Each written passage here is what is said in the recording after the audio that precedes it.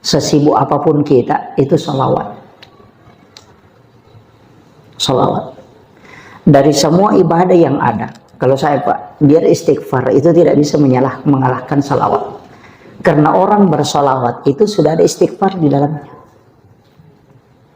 Hakikat sholawat itu kan sebenarnya pengampunan. Allahumma sholli ala Sayyidina Muhammad wa ala ali Sayyidina Muhammad. Kalau dibaca satu kali, itu dilapor dulu ke Allah. Ada malaikat yang antar itu. Yang diantar ke Allah, itu langsung dibalas oleh Allah 10 kali. Balasannya Allah itu bukan Allahumma sholli. Allah itu kan innallaha malaikatahu yusholluna 'alan nabi. Itu salawatnya Allah ke orang yang bersalawat, itu pengampunan.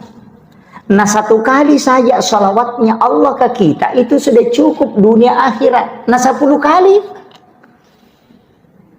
Coba.